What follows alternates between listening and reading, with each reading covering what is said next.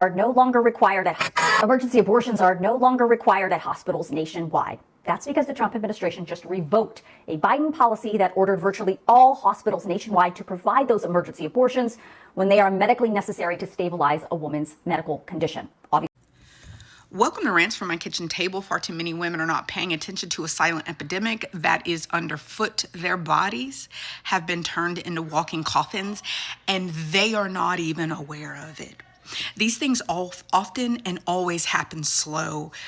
You were never told things like this: the prohibitions against abortion, the stalking of women across state lines where they're driving, the mass surveillance that is being used by states that have these heartbeat bills and these restrictive anti-abortion measures in place. This kind of stuff, if you're not paying attention to it, you are unaware of it, and it sneaks up on you like a thief in the night, and it strikes you, and it will strike you or your daughters. It will strike your nieces. It will strike, and even for the men who are involved in these situations, it will affect you, because you may be required to watch your wife or your daughter slowly pass away.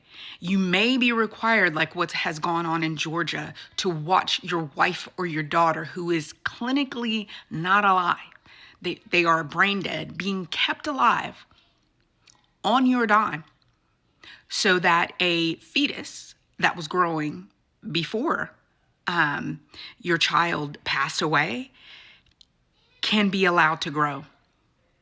All for the purposes of you paying for it, even though you don't want this to happen. And the person who is who whether it's your daughter or your wife, who may not even have, who could have stated that they did not even consent to such actions, they are now forced. Their corpse is now forced to grow the fetus that may not even survive. This is going to be a silent epidemic, and it's going to be one, and it is one even now. As you have seen, people aren't talking about it, and it takes massive moves of us all across the internet to get people to pay attention to things like this. So I want you guys to watch, because there's a compounding series of things that are going on here. You have to forgive me for the lack of makeup, but it's from my kitchen table. You guys know about these rants. You have a series of compounding things, facts, that are about to strangle you and your household. So the people who consider themselves pro-life, they are cutting public assistance. So for many of you who do not have access to abortion care, you will now be forced to carry a child, which may unalive you. Okay? So you have that. Then you have a lack of public assistance. Little to no. We'll put it there. Depends on your circumstance. And you don't just have a lack of public assistance for you, it's also for the elderly and those who are the disabled in your family. So you are not watching the perfect storm, because that's not the only thing.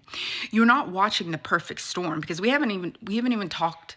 I didn't even talk about the dwindling amount of public education that will be available. So you are going to be in a situation to where you don't have public assistance, not at the levels, and especially at the levels that you would need it. You won't have public education because they're getting rid of that. That is a slower deconstruction process that they're undergoing. You then don't have the kind of assistance that your mother, your aunt, whoever it is. So the able-bodied amongst you, the weight of that is going to be put on you. And I think that people need to start seeing the silent epidemic of the strangulation that all Americans are going to be going through, that they haven't quite realized it yet.